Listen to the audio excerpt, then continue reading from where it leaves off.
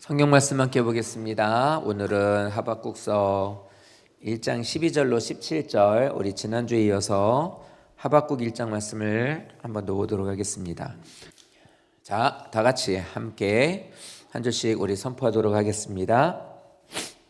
선지자가 이르되 여호와 나의 하나님, 나의 거룩한 이시여, 주께서는 만세 전부터 계시지 아니하시니까 우리가 사망에 이르지 아니하리이다. 여호와여, 주께서 심판하기 위하여 그들을 두셨나이다. 반석이시여, 주께서 경계하기 위하여 그들을 세우셨나이다.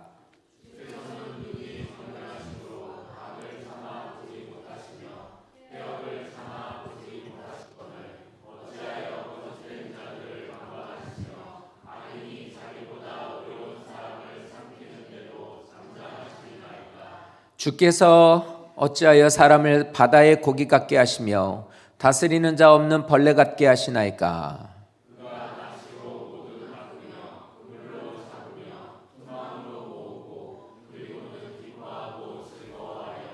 그물에 제사하며 투망 앞에 분향하오니 이는 그것을 힘입어 소득이 풍부하게 먹을 것이 풍성하게 됨이니이다.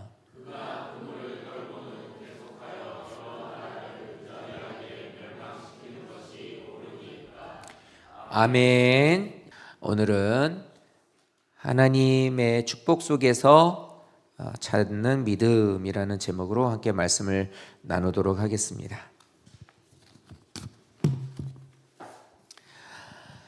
오늘 말씀은 지난주의 말씀에 이어서 하박국 선지자 자신의 나라인 유다가 바벨론에서는 하나님께서 넘겨주신다는 것을 눈으로 다 보여주신 거예요.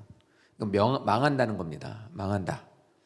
그러니까 망한다인데 그냥 망할 거야, 너 망한다, 이게 아니라 망한다는 것에 대한 것을 하나님께서 다 보여주신 거예요. 그러니까 그것을 본 하박국 선지자가 하나님께 항의하는 기도를 합니다. 오늘 그 내용이죠. 그래서 하나님, 어떻게 이러실 수 있습니까? 이렇게 기도와 질문이 이루어지게 됩니다. 이 짐승 같은 바벨론, 이게 진짜 포악하고 정말로 이 잔인한 이 바벨론이라는 나라에게 어떻게 하나님께서 이 거룩한 백성과 나라를 맡기십니까? 이게 그냥 조금 어떻게 되는 것이 아니라 이것으로 인해서 이제 거룩한 백성이 끊어지게 된 거예요. 그래서 12절 말씀에도 이제 이렇게 고백을 해요. 주께서 심판하기 위해서 그들을 두셨습니다. 반석이 되시는 주님, 주께서 경계하기 위하여 그들을 세우셨습니다. 죄를 깨우치기 위해서 바벨론을 사용하시는 거 하나님 인정하고, 저 알겠습니다. 네, 압니다. 하나님, 우리가 정신을 못 차리고 자꾸 죄를 지니까 정신 차리라고 하나님께서 이렇게 하시는 거 알겠습니다. 그거 인정합니다. 그렇다면 하나님, 몇 년 동안 막 쳐들어와서 우리를 좀 힘들게 한다거나 아니면 막 우리들의 모든 걸 뺏어 간다든가 이렇다면 하나님, 그건 알겠어요. 그렇게 하신다는 건 저는 하나님 알고 이해가 갑니다. 그런데 하나님, 어떻게 이렇게 다 멸망시키실 수가 있겠습니까? 그리고 죄 지은 사람들만 하나님 죽이신다면, 물론 그 숫자가 많다 하여도 그 영혼들을 만약에 하나님께서 죄 지었으니까 라고 그들을 심판하신다면 그것도 인정하겠습니다. 그런데 이건 그것도 아니고 모든 것들을 다 무차별적으로 사람들 다 죽이고, 애든 어른이든 노인이든 여자들이든 다 죽이고 다 빼앗기고 처참한 처지로 우리를 떨어뜨리신다고 하오니 어떻게 하나님이 그렇게 하실 수 있으십니까? 라고 얘기를 하는 거예요. 그러니까 그 말이 어떻게 그럴 수 있어요? 이게 아니라 그렇게 하시는 분이 아니신 분이잖아요. 거룩한 분이시고 의로운 분이시고 모든 것 공의로 하시고 자비를 베푸신 하나님이신데 어떻게 그러실 수 있습니까? 라고 얘기하는 거예요. 이렇게 하나님께 얘기를 합니다. 우리들의 삶 속에 어려운 일을 당할 때가 있어요. 성도님들이 말로 이거를 하나님 앞에 좋게 하나님이 하셨어요, 이해해요, 인정해요가 아니라 이건 하나님 어떻게 이럴 수 있습니까? 라고 하면 이런 일들을 경험하실 수 있어요. 그런데 이게 아직 당하기 전인데 하나님께서 이걸 나에게 말씀하신 거예요. 내가 너의 모든 것을 뺏어가겠다. 너의 누구를 데려가겠다. 너의 모든 것, 어떤 것을 하겠다. 하나님이 나에게 무엇인가에 대해서 이렇게 말씀을 하시게 될 경우, 근데 이것이 기정사실로 하나님께서 딱 못을 박아서 이것을 바꾸지 않으시겠다고 한다면 이걸 다 보여주신 거예요. 이게 얼마나 답답하겠냐는 거예요. 어떻게 할 수가 없는 상황이 돼버린 거예요. 조심해. 이렇게 할 거니까. 나 이럴지도 몰라. 이러면 알겠습니다. 죄송합니다. 그러고 돌아가서 회개하고 그러지 말자고 하고 이러다간 큰일 나겠다고 이런 식으로 하면은 좋죠. 근데 지금 이 상황은 뭐냐면 회개의 기회조차 없다는 거예요. 성도님, 우리들의 인생에 제일 두려운 게 이거예요. 기회가 끝나는 거.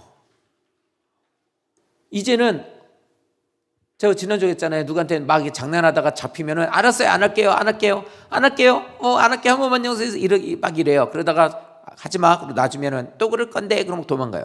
막 그러면 또 막 잡아. 그러면 안 할게요. 진짜 안 할게요. 정말이에요. 뭐 어째요. 뭐 이런단 말이에요. 우리들이 만약에 삶에 하나님 우리에게 이렇게 경고를 하면서 하지 마. 예, 알겠습니다. 이렇게 하고 또 놔주신다면 설령 우리들의 삶이 또 그럴 건데 뭐 이런 식으로 된다 해도 이게 만약에 그 뒤에 또 다른 기회가 있다고 한다면 죄송합니다. 잘못했습니다. 다음에 안 그러겠습니다. 라고 하는 그 기회가 있다면 몰라도 그 기회가 끝날 때면 어떻게 하겠냐는 거예요. 이게 제일 많이 설명할 수 있는 건 생명이죠. 하나님이 나를 데려가신다고 한다면. 성도님들 중에 죽을 고비를 넘기신 분들이 있다면 이걸 이해하실 겁니다. 만약에 그 죽을 고비가 아니라 그게 죽음이었다면, 더 이상의 고비가 이젠 없다면, 다음이 없다면. 그래서 전도 폭발이라고 하는 그 전도하는 방법 중에 오늘 밤 당신의 영혼이 만약에 하나님께 죽는다면 당신은 구원받으실 수 있습니까? 성도님들이 다음이라는 게 있으니까 지금 현재 구원의 확신이 없어도 그냥 그렇게 사시는 거예요. 근데 진짜로 하나님이 오늘 내가 너를 데려갈 거다라고 한다면 성도님들 어떻게 하실 거냐고요. 진짜로 하나님 앞에 딱 내가 죽어서 서시게 됐을 때 한 번만 더 기회를 달라고. 하나님 나 한 번만 더 예수님 잘 믿을 수 있는 시간을 달라고. 아무리 그래도 그건 의미가 없거든요. 그때 오면 어떻게 하겠냐는 거예요. 그러니까 지금 하박국 선지자에게 하나님께서 이제 말씀하시는 게 그거예요. 자, 하나님이 이런 절망적인 상황을 왜 하박국에게 말했을까요? 왜 하나님께서 이것을 미리 알려주셨을까? 이게 이제 궁금한 거예요. 이렇게 하실 거였다면 하나님 왜 나한테 이 사실을 알려주셔서 지금은 현재 이 하박국 선지자가 있는 시점은 멸망하는 때가 아니에요. 이제 곧이에요. 곧. 이제 지체하지 않고 바로 이루시겠다고 하는 곧이거든요. 그러니까 이때 왜 나한테 이걸 말씀하십니까? 하나님이라고 말할 수 있죠. 근데 이 말씀을 하나님께서 하시는 것, 하박국 선지자에게 이 말씀을 하시는 것, 우리들에게 오늘 이 말씀을 들려주시는 이유가 뭐냐면 이겁니다. 절망을 소유할 수 있는 믿음이 너에게 있느냐예요.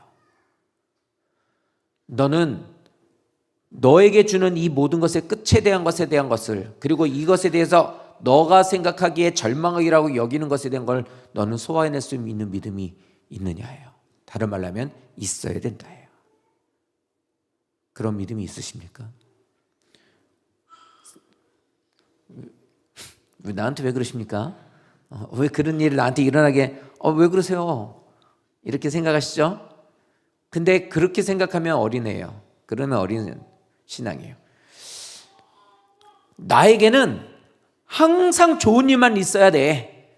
우리 집에는 우리 애들에게는 항상 좋은 일만 있어야 돼. 이것만 생각하고서 그냥 그렇게 사신다면 그런 인생을 살기를 원하신다면 나의 자식들은 늘 꽃길만 걸어야 돼. 이렇게만 생각하시는 신앙이라면 그 어린아이 신앙이에요.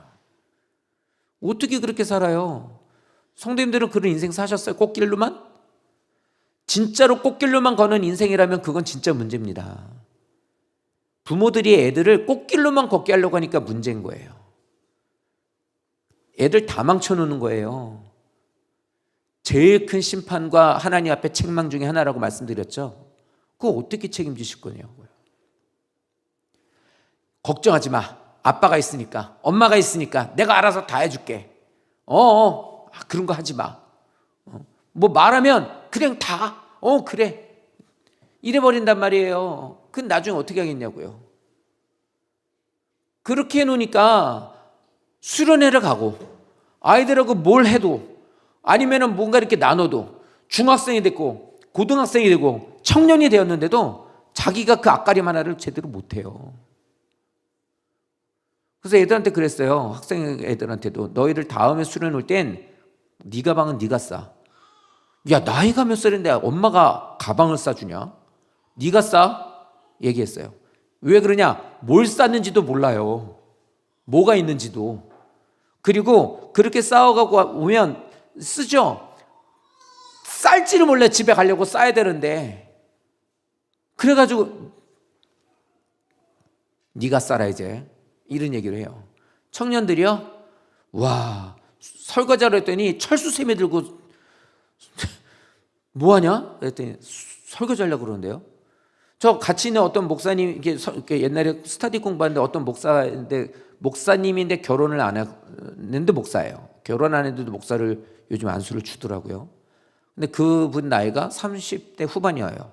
근데 이제 같이 이제 스터디를 하니까 하고 나서 밥을 먹는데 철수세미를 들고 플라스틱 저기를 드는 거예요. 밥그릇을. 뭐 하세요? 그랬더니 설거지 하려고 그런다는 거예요. 그걸로요? 그래서 왜요? 그래서 그랬죠. 목사님 설거지 한 번도 안 해봤죠. 그랬더니 네. 그럼요? 엄마가 돼. 37살 목사님인데 엄마가래. 그래서 엄마가야 늘 했다고. 그래서 내려놓으세요. 제가 할게요. 그리고 제가 했어요. 그렇게 되면 47살 가도 엄마가 해요. 50이 뭐지? 57인가? 그렇게 돼도 엄마가 이래요. 와, 그러니까 어렸을 때 딱 몇 살까지 그렇게 하냐면 초등학교 3학년까지만 다 해주세요. 4학년부터는 알아서 하라고 하세요. 알아서. 그 전까지만. 이게 문제라고요. 항상 우리는 내 인생은 늘 좋아야 된다는 것만 생각을 해요. 늘 나는 좋은 일만 가득해야 된다. 그러니까 성도님들이 생각하는 신앙인 그렇게 생각을 하고 있으니 내게 있어 어려움이 닥치면 서리가 내리면 폭풍이 바람이 태풍이 우리에게 있어서 우박이 떨어지면 한파가 닥치면 이겨낼 수 있냐는 거예요. 그게 안 돼요. 안 돼. 성숙한 믿음은 야, 이게 왜 이런 일이 일어나지? 이거 어떡하지? 라는 상황을 만났을 때 그것을 소화해낼 수 있는 믿음이에요. 그거 소화해낼 수 있어야 돼요. 그래서 아이들에게도 그걸 가르치려고 하는 거예요. 근데 못 견뎌요. 그러니까 못 견디면 어떻게 해야 돼? 이게 진짜 어려운 거죠. 어떻게 해서든지 하나님이 기뻐하시는 자녀로 만들려고 힘쓰고 있지만 진짜 쉽지 않습니다.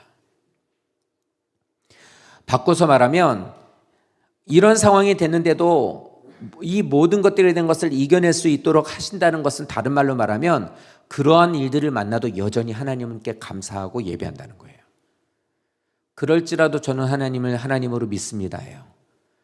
성도님들 많은 사람들이 이제는 이렇게 해서 하면 이렇게 되면 이렇게 털면 이렇게 다 털려지게 돼요.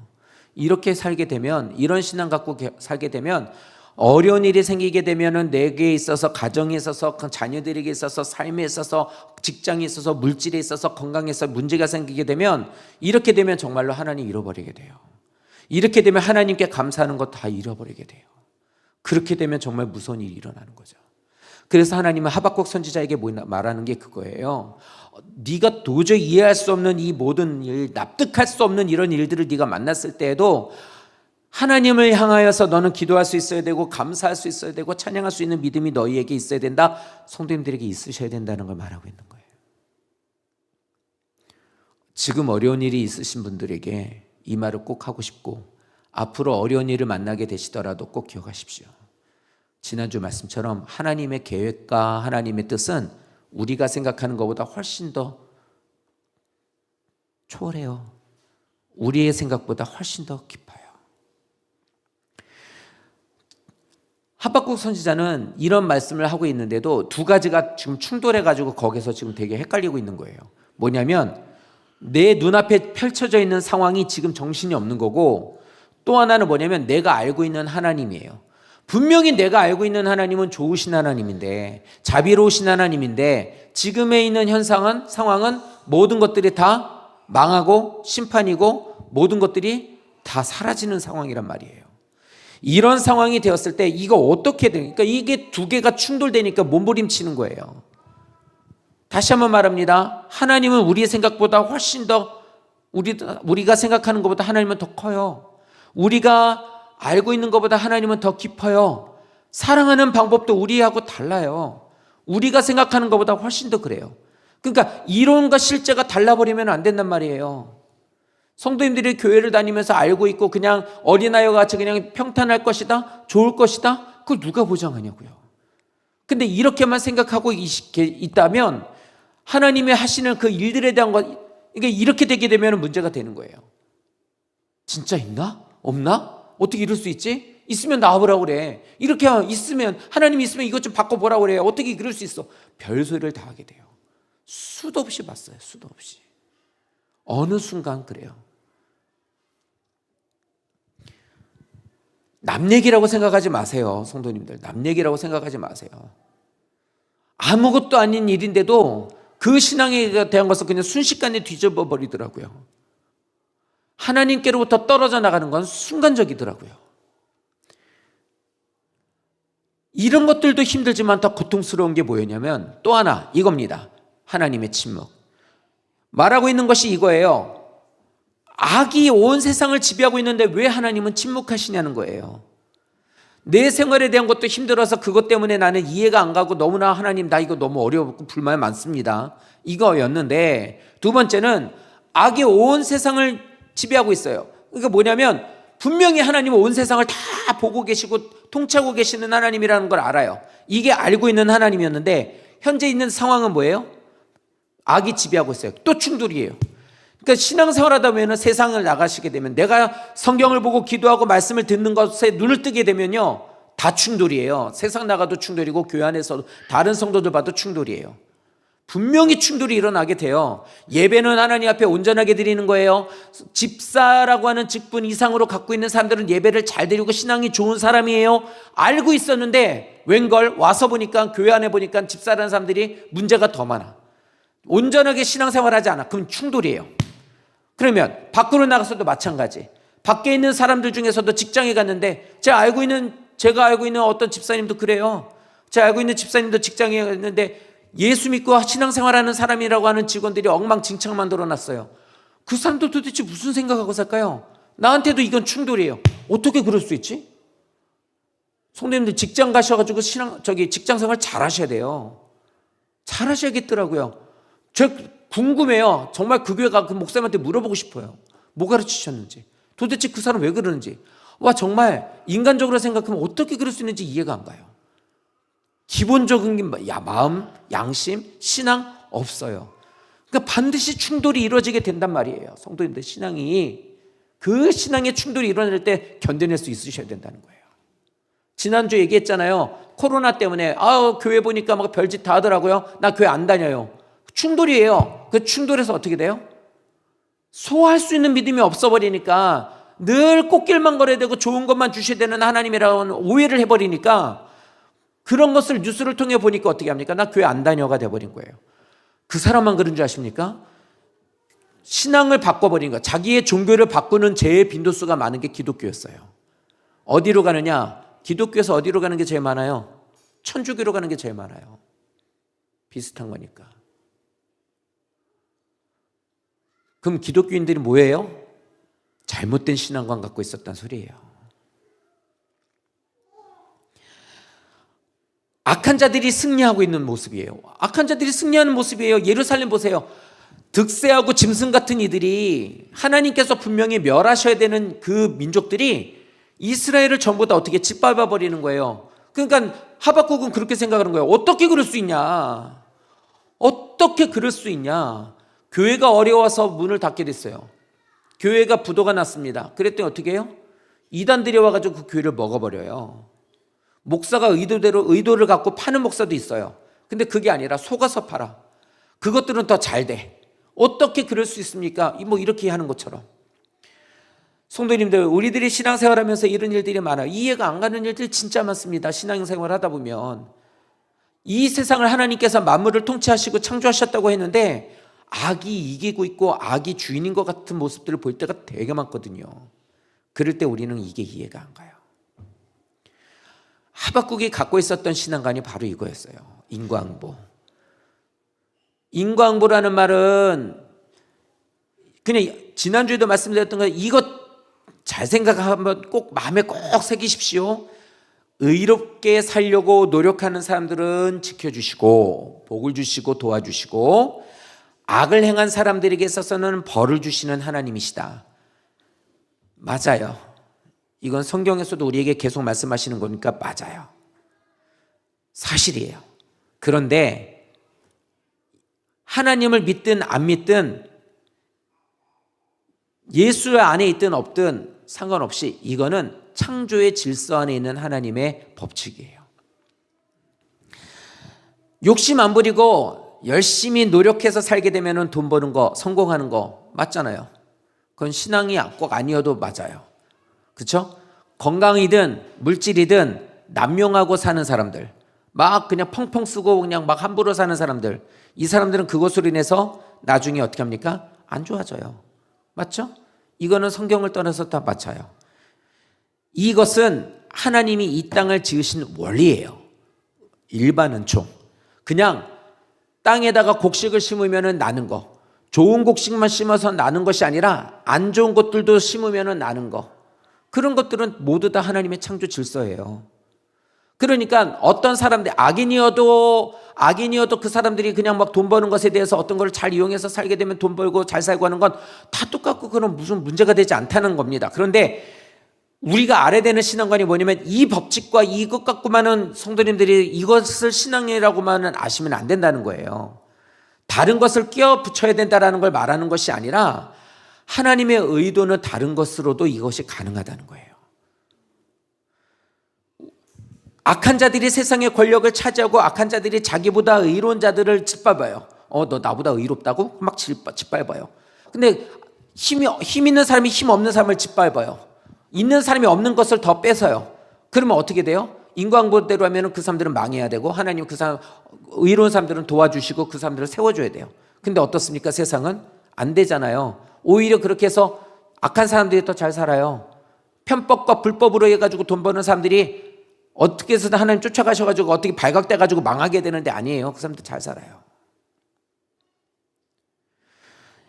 설명되지 않는 일들이 많잖아요. 그러니까 이제 하박국은 답답한 거예요. 우리들도 답답한 거예요. 그런데 하나님이 우리에게 말씀하시는 것은, 우리가 가져야 되는 신앙관은 이런 것의 신앙관이 아니라 하나님의 의도와 뜻이 더 있다는 겁니다. 욥이 고난을 당했었던 것은 인과응보에 대한 신앙으로서 그 사람이 된 게 아니었어요. 하나님이 영광 받으시기 위해서 그런 거였어요. 하나님, 예수님, 저 사람이 눈을 태어나면서부터 저렇게 눈을 못 뜨는 거, 앞을 못 보는 것은 저 사람의 죄입니까? 부모의 죄입니까? 인과응보라면 그렇게 되겠죠. 뭔 죄가 있어서 저렇게 벌을 받았으니까. 근데 예수님 뭐라 그래요? 그거는 그의 죄도 아니고 부모의 죄도 아니고 하나님 영광 받으시기 위해서 된 거라는 거예요. 하나님의 의도와 뜻이 있어요. 요나는 물고기 뱃속에 들어가서 그 사람은 다시 뱉어내는 게 아니라 죽었어야 돼요. 하나님을 기쁘게 하는 사람이 아니었다면, 그 사람이 온전하게 믿음으로서 사는 삶이 아니었으면 그 사람은 그렇게 해서 만약에 폭풍 가운데 죽었어도 할 말 없었겠죠. 근데 하나님 살리시잖아요. 그 사람을 쓰시잖아요. 그건 하나님의, 그건 자비예요. 그 인과응보로 설명이 안 되는 거예요. 이렇듯 우리들의 신앙에는 우리들이 가져야 되는 신앙은, 인과응보 잘 되면, 착한 일하면 잘 살고 못된 일이라면 망하는, 권선징하게 된 것만 갖고는 아니라는 거예요.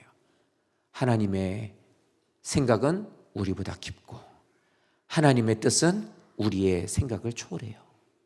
그래서 어떻게 해요? 이것에 흔들리지 말고 하나님을 신뢰하는 거, 이걸 하나님 원하는 거예요. 이 신앙 가지셔야 돼요. 우리들의 삶에서도 하나님은 침묵하실 때가 있죠. 이런 하나님이 우리들의 삶 속에 침묵하세요. 믿음 생활을 잘하고 말씀대로 순종하고 선하게 사는 성도들이라도 억울한 일을 당할 때도 많고 어려운 일을 당할 때도 있습니다. 하나님께 간청하고 있는데 이렇게 믿음 안에서 살고 있고 정말로 신실하게 믿음 생활하는데도 어려운 일을 당해. 하나님, 왜 이렇게 사는데 이렇게 병에 걸려야 돼요? 왜 이렇게 열심히 신앙생활 하시고 기도하시는데 왜 어느 날 갑자기 이렇게 데려간다고 하시나요?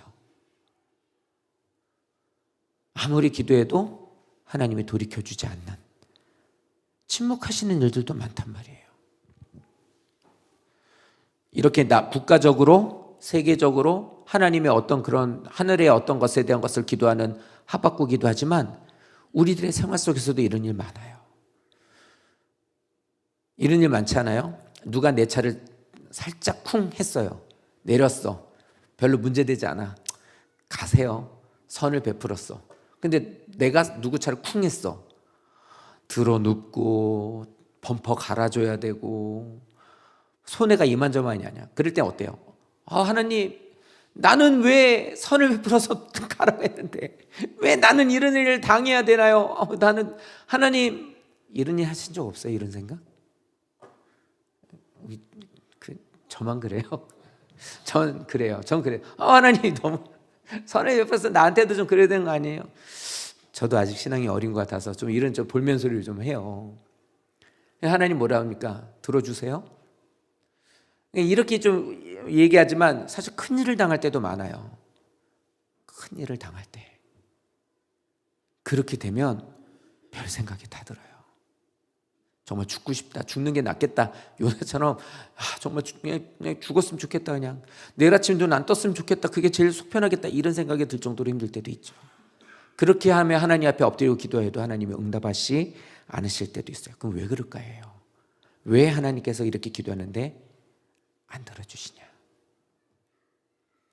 그것 또한 여러 가지가 있는데 오늘 이 말씀 통해서 드리고 싶은 건 그겁니다. 가르쳐주는 거 안 듣기 때문이에요. 예배 시간에 아무리 이렇게 가르쳐줘도 안 고치니까 이렇게 계속 귀가 굳은 살이 박히도록 아마 외우실 정도로 몇 년 동안 계속 얘기를 해도 안 고치니까 나에게 있는 그 교만과 내 아집을 안 바꾸니까 자식 그렇게 키우면 안 된다고 해도 돌아서면은 자식이 이거 이렇게 돼버리니 이렇게 하고 있는 그것을 안 바꾸니까 그럼 어떻게 합니까? 내 교만과 이 아집에 대한 것들을 하나님께서는 없애버려야 되거든요. 그러니까 나에게 있는 이 교만이나 죄성에 대한 것들에 대한 것은 하나님이 이거를 벗겨버리고 깎아버리고 이거를 이걸 어떻게 해서든 넘어가 버려야 돼요.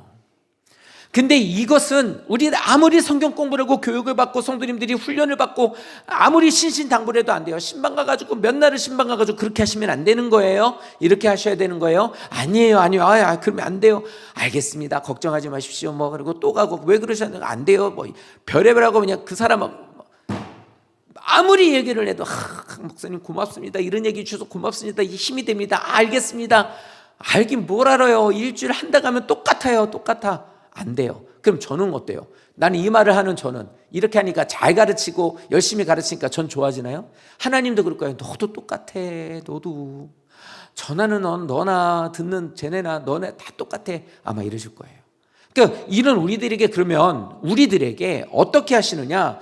이렇게 했을 때 나에게 있어서 이런 일들을 당하게 하심으로 인해서 내 삶 속에 너무 힘들고 고되고 어렵고 눈물 나고 어떻게 막 진짜 꼼짝할 수 없는 어떤 그런 상황을 만나게 하심으로 인해서 그때 그렇게 하면서 하나님, 우리가 조금밖에 없는 믿음이 있지만 하나님을 향해서 부르짖어도 하나님 응답하지 않아. 그러면 속으로 그러죠. 그렇지, 내가 믿음이 없으니까, 기도를 안 했으니까 평상시에, 그러니 안 들어주시는 건 당연하지 라고 생각할 수도 있고, 기도를 평상시에 많이 하는 사람이라면 난 기도를 많이 하는데 왜 내 기도를 안 들어주세요? 하나님 좀 들어주세요. 아무리 이렇게 우리가 볼멘소리를 해도 내 속에 있는 그 모든 것에 대한 그 일로 인하여 교만이 깎여져 나가고 내 아집에 헐렁거려지고 부들부들거려질 때까지는 하나님은 이런 일들을 우리에게 계속 주신다는 거예요.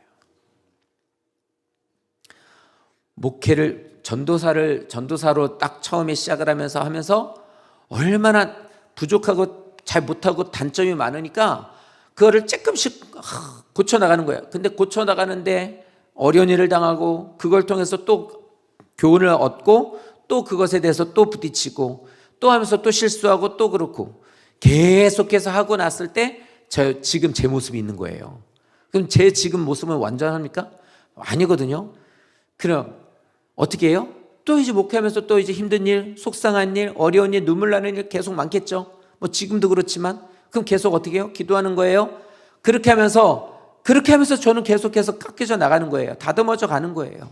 우리 모두는 그렇게 다듬어져 가는 거예요. 그러니 어려운 일이 있을 때 기도하면서 침묵하고 계시다면 너 그 일을 통해서 하나님 볼 줄 알아야 돼 라고 말씀하시는 거예요. 네 자신의 뭐가 문제인지를 너는 알아야 돼 라는 거예요. 대신 이러면 안 돼요. 아우 나는 이게 문제인 거 나도 잘 알고 있다.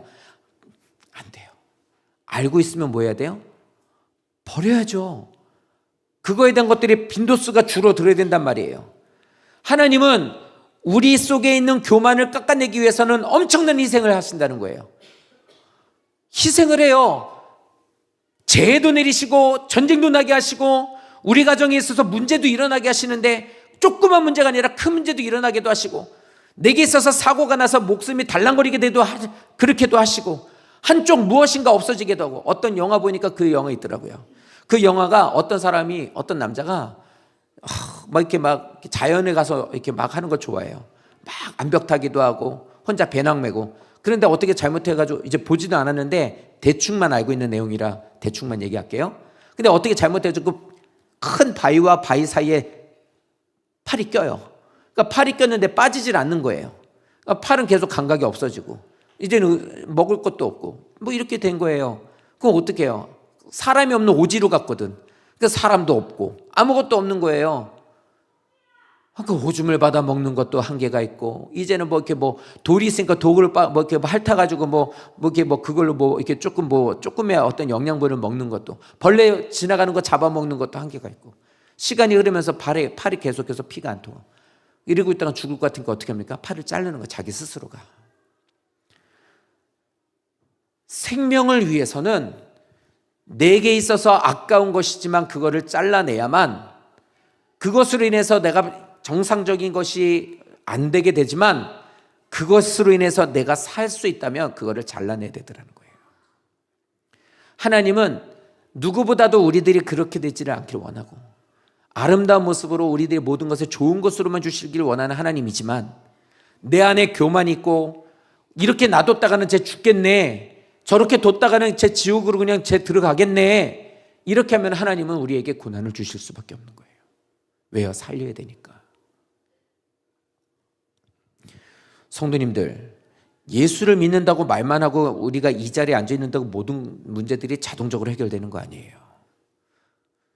누가 큰 병에 걸려 병원에 누워 있어서 정말 어떻게 될지 모르는 상황일 때 우리들이 이 시간에 예배에 와서 앉아 있으면 하나님, 내가 이렇게 예배를 잘 드리고 저는 이렇게 정성을 보이니까 하나님 좀 어떻게 좀 해주세요, 이렇게 된다고 하나님 문제 해결해 주잖아요. 안 내줄 때가 많아요. 기도 몇 마디 하고 마음속으로 내가 좀 잘못한 것 같다, 이제 후회가 된다, 이제 그러지 말아야겠다, 이렇게 생각한다고 해서 문제가 해결되지 않는다고요.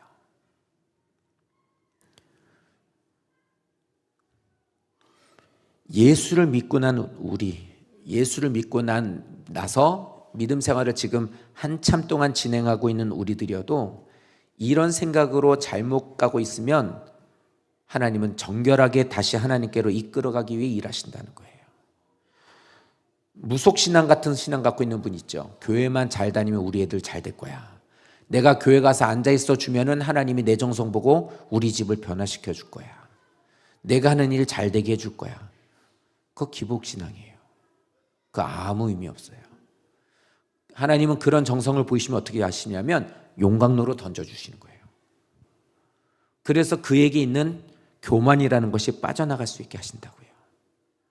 그것으로 인해서 내가 조금이라도 하나님 앞에 내가 교만했구나, 내가 하나님 앞에 정말 잘못했구나, 이게 아니구나라는 것을 하나님은 느끼고 그것을 깨달을 수 있게 하시기 위해서, 그만큼 빠져나가는 만큼 뭐예요? 내가 있어야 될 것들로 채워지게 하기 위해서. 그래서 하나님을 바라보고 신뢰하신 후에 하나님께서는 거기에서 나를 세우시는 거예요. 그 작업이 없으면 안 된다고요. 아주 쉬운 일을 하나 얘기할까요? 배가 고파요. 라면을 끓여 먹어야 돼요. 먹을 게 없어요. 라면밖에. 그러면 어떻게 하죠? 라면을 끓여야죠. 라면을 끓이려면 물을 끓이죠. 물을 끓이는 동안 성도님 뭐 하시는 거예요?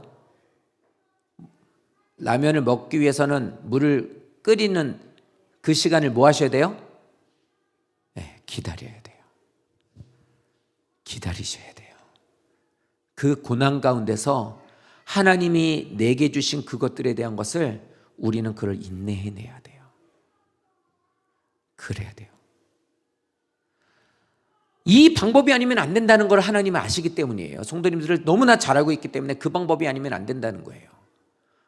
어떤 분들에게는 병이 있는데 그 병이 어떻게 될지 모르는 병인 거예요. 이게 커질 수도 있고 작아질 수도 있지만 어쨌든 지금 정상이고 이게 커질 수도 있는 거예요. 어떻게 합니까? 기도할 수밖에. 근데 기도하면 이게 없어져 버렸으면 좋겠는데 안 없어져요. 그럼 어떻게 해야 하나요? 계속 기도해야죠. 그거를 바울은 뭐라고 그래요? 자족이라고 그래요. 이것으로 하나님 앞에 나아갈 수 있게 해주신 것을 감사합니다. 이게 아니었으면 난 하나님 앞에 기도 안 했을 거예요. 근데 이게 나에게는 가시같이 너무 힘들고 버거운 일이지만 이것 때문에 내가 하나님께 나아갈 수 있고 감사할 수 있고 기뻐할 수 있게 됐습니다. 남들보다 남들이 생각하는 것에 대한 것이 아닐지라도 저는 그것으로 인해 원망하지 않습니다. 오히려 하나님 감사합니다가 되는 거예요. 왜요? 하나님은 그게 아니면 안 된다는 걸 아셨기 때문이에요. 내가 좋아하는 세상 것들, 헛된 것들 이런 거 버리지 않고 지금 말씀드린 것처럼 나는 하나님이 기준이 아니고 난 내 자식이 기준이야. 내 인생을 즐기는 게 기준이야. 나는 돈이 기준이야. 이것만 갖고 내게서 이게 떨어져 나가는 건 나는 절대로 그럴 수 없어. 나는 그러고 싶지 않아. 그냥 나는 지금처럼 즐기면서 살고 내 자식들을 사랑하고 싶고 나는 여기서 나는 돈을 많이 벌어서 행복하게 살고 싶어. 이렇게 하면서 나는 하나님께로 갈 거야 라고 생각하는 생각을 갖고 계신다면 그거 진짜 심각한 거예요. 왜냐하면 이렇게 생각하고 사는 이들에게서 부자 청년은 어떻게 하죠? 근심하고 돌아가요. 이게 반드시 하나님은 근심거리가 되게끔 만들어요.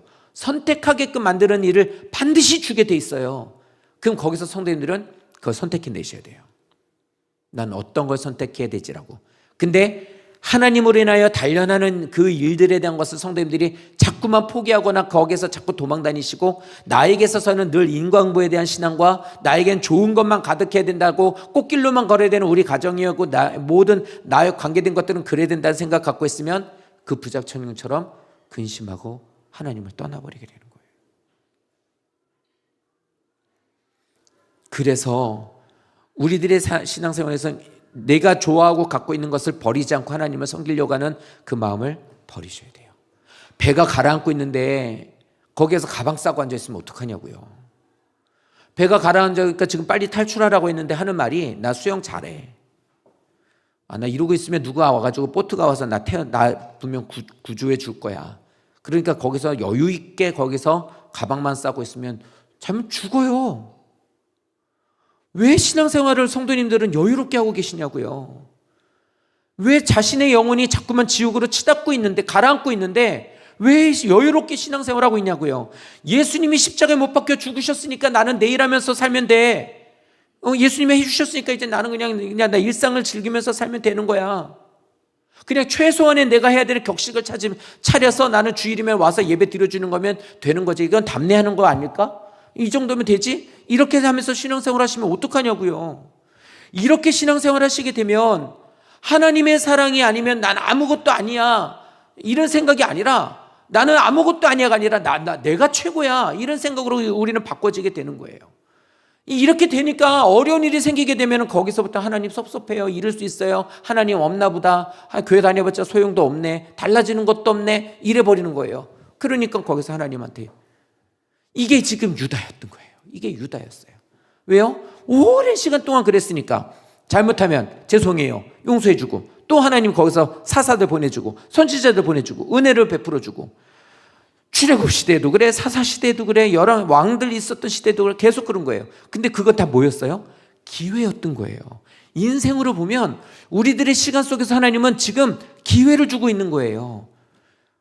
몇 번의 기회가 성도님들한테 남아있을지 모르잖아요.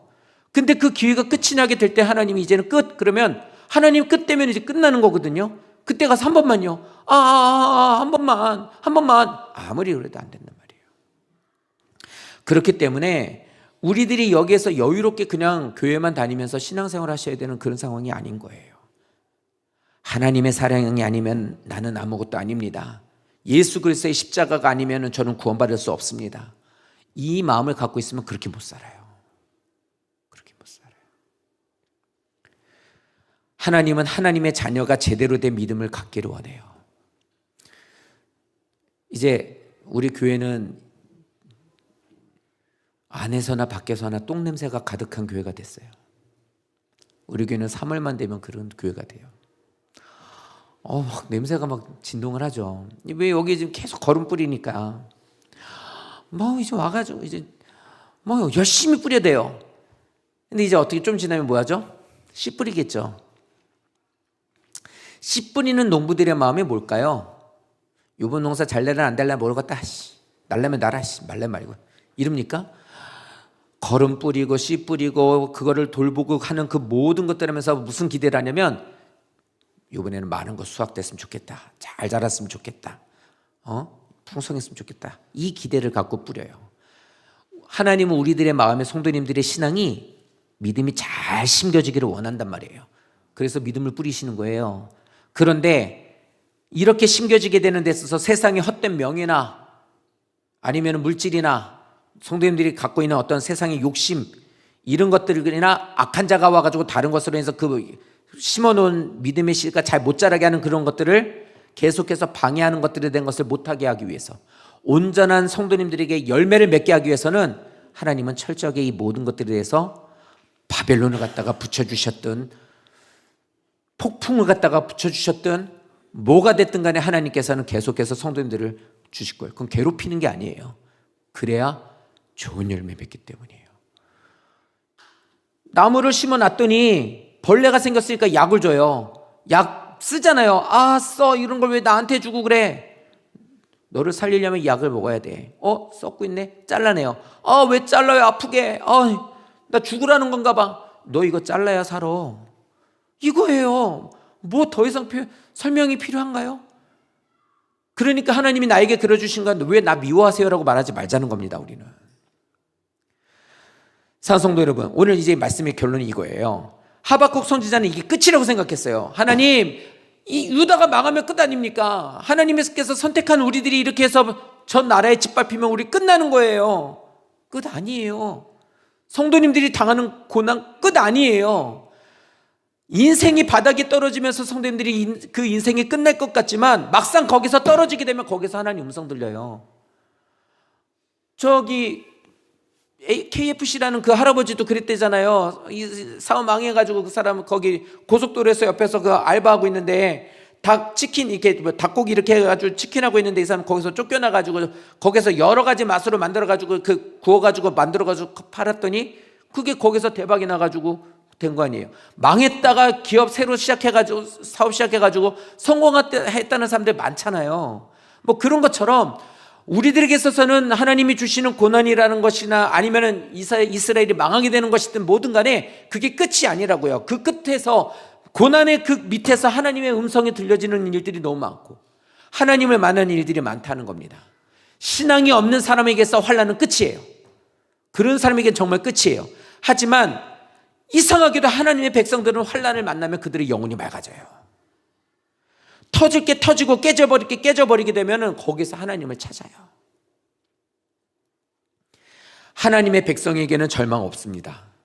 하나님의 백성에게 절망 없어요. 왜요? 하나님은 그걸 끝이라고 말하지 않으시니까요. 하나님이 끝 이렇게 해야 그게 진짜 끝이지 하나님이 절망으로 내몰았다고 끝 아니에요. 요셉은 그게 끝이라고 생각하지 않았기 때문에 거기에서 포기하지 않았기 때문에 그 사람은 총리가 될 수 있었던 거예요. 야곱이 거기에서 모든 것을 형을 만나는 것이 끝이라고 생각하지 않았기 때문에 거기에서 하나님을 붙잡고 거기에 매달렸던 거예요. 사랑하는 성도 여러분, 우리들의 삶에 있어서 하나님의 인도하신 가운데 우리들에게 주신 이 말씀을 꼭 기억하십시오. 14절과 15절 말씀에 이렇게 말해요. 하나님, 이제 이유를 얘기해요. 바벨론이 어떤 나라인지 아십니까? 아시잖아요. 바벨론은요, 하나님, 잔인해요. 너무 잔인하는데 사람들을요, 사람 취급하지 않습니다. 하루살이 같이 죽이는 무자비한 사람들입니다. 어부들이 물고기를 잡아가는 것처럼 사람들을 그냥 그렇게 갈고리로 그냥 망태기로 그냥 싹 다 몰아가는 사람들이에요. 바벨론은 인정도 사정도 없는 사람들입니다. 이런 사람들한테 잡아 끌려가면 아무것도 못합니다. 이거는 사람의 눈으로 보는 끝이었어요. 근데 놀라운 건 뭔지 아십니까? 이 말씀이 하박국 1장의 끝이에요. 2장 가면 이제는 새로운 일이 열려지게 돼요. 하박국 3장까지 가면 성도님들은 놀라운 일을 보시게 될 거예요. 그런데 인간의 눈으로 보는 건 이게 끝이었어요.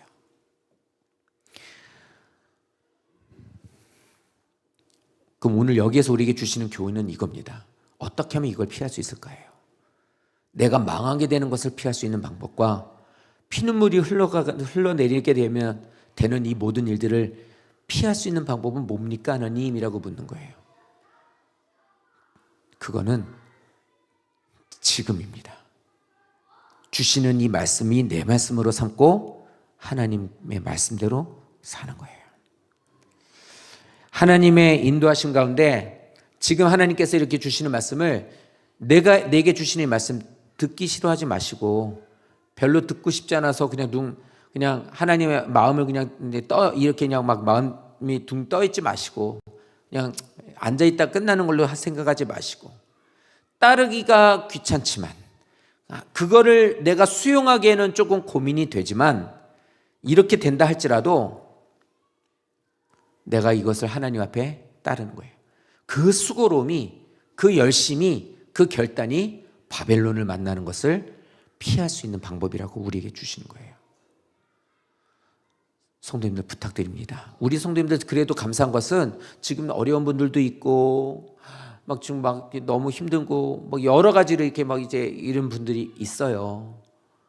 이게 해결이 될 것 같지 않은 것 같은 모습도 갖고 있는 분들도 있어요. 그리고 지금 그런 것이 아니다 할지라도 앞으로도 마찬가지예요. 우리들의 삶에서 지금 이런 모든 어떤 어려움이든 간에 그것이 있다면 그 문제를 통해서 하나님께로 나아가시고 더 신뢰하고 기다리십시오. 고난을 적응하려고 하지 마세요. 남들 다 당하는 고난, 너무 긍정적인 사고를 갖고 계셔서 그래, 우리가 이렇게 조금 힘들지만 저기 그래도 저 사람들 우리보다 더 어려운데 저 사람들 보면서 우리가 그래도 힘을 얻자. 그냥 이렇게만 생각하시면 안 돼요. 왜냐하면 고난을 적응하게 되면 그 고난은 더 길어져요. 왜요? 그건 하나님이 원하시는 의도가 아니니까요. 그러면 더 세질 수밖에. 금을 넣는데 쇳덩어리를 넣는데 이렇게 녹이고 있어요. 우리 거기서 금을 추출해내려고. 근데 금이 안 녹아요. 그럼 어떻게 해요? 불을 더 세게 해야 돼요. 그래야 그게 녹아요. 그러니까 고난이 왔을 때 그거에 대한 거를 거기서 그냥 적응을 하려고 하지 마시고 힘들고 어려운 그 상황에서 하나님 앞에 기도하세요. 하나님, 어떻게 해야 됩니까? 하나님의 의도가 뭡니까? 저는 어떻게 해야 됩니까? 주신 말씀을 기억하세요. 그래서 하나님 의도대로 하겠습니다. 그러고서 거기에서 내 교만을 내려놓고 내 문제를 보시고 하나님 말씀대로 자꾸 바꾸어 가시는 거예요. 하나님의 눈으로 자신을 보는 자가 되셔야 되는 거예요. 내가 뭐가 문제가 있는지를 자꾸 돌아보면서 나를 바꾸어 가려고 하는 자가 되시게 되면 이 고난이 하나님의 의도대로 하나님의 역사심으로 바꿔져 가는 겁니다. 하나님은 성도님들이 진실하기를 원해요. 하나님은 성도님들이 겸손하기를 원하신다고요. 그래서 내 힘으로 안 된다라는 것을 알고 하나님께로 나가기 원해요. 버티면 버틸수록 내 힘으로 하려고 하면 할수록 성도님들은 가라앉을 수밖에 없어요. 애들 생각하세요. 성도님들 애들 생각해봐요. 내 마음대로 하려고 하다 보면 결국에는 아이들 이제 보십시오. 애들이 뭐 하려고 그러면 고집 부리고 달라고 그러면 아니 줘봐 안 된다고 이렇게 얘기할 때 많지 않아요? 뜨거운 거 내가 국 떠 먹겠다 그러면 어떻게 해요? 안 된다고. 좋은 아빠들은 그러겠죠. 엄마들은 뜨거운 국인데도 네가 들어 떠 이렇게 안 돼요. 안 돼. 그렇게 되면 큰일 나요. 그러니까 어떻게 해요? 못하게 하는 거예요. 제가 지난번에 얘기 한번 했잖아요. 저희 애한테 뜨거운 거를 뜨거우니까 만지면 안 돼라는 거 애들이 듣습니까? 제일 좋은 방법 뭐냐면 아이들이 뜨거운 걸 만지지 않을 수 있는 방법. 뜨거운 국끓에서 애 손을 집어 넣는 거예요. 저는 그랬거든요. 제가 먼저 손을 넣어보고 이게 딜 정도가 이렇게 막 팔팔 끓는 건 아니니까 뜨거운 거예요. 근데 정말 담그고 있으면 딜 것과 같아.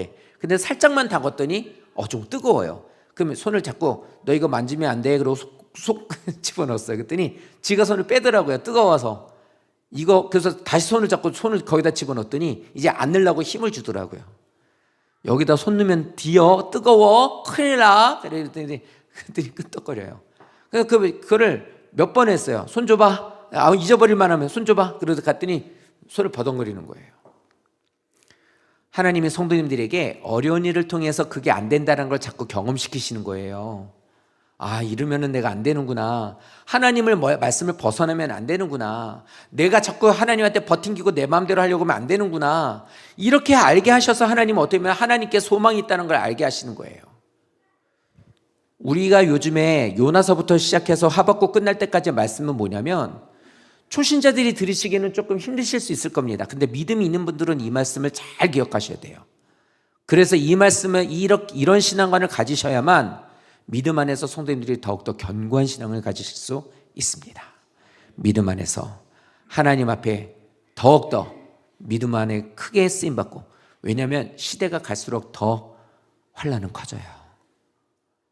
그런 이 시대를 살고 있는 우리들이, 믿음을 지키기 어려운 우리들이, 또 어려운 일들을 많이 막는 우리들의 인생의 모든 이 풍파 가운데 믿음을 지키고 나아갈 수, 순항할 수 있는 방법은 고난을 이기는 거예요. 주님을 의지하는 거예요. 오늘 이 말씀이 성도님들에게 마음속에 새겨주셔서 하나님의 방법을 통해 하나님을 알아가시기를, 하나님께서 나를 통해 침묵하시는 것과 이런 어려운 일들을 주시는 것은 내가 재수 없어서 그런 게 아니라 하나님의 의도가 있다는 것을 기억하시고, 나를 사랑하시기에 이것을 통해 반드시 나를 살리시려고 하는 의도를 성도님들이 깨달으셔서 믿음 안에 성숙해져가는 성도 되시기를 예수님 이름으로 축복합니다. 반드시 이런 성도 되시기를 다시 한번 예수님 이름으로 축원합니다.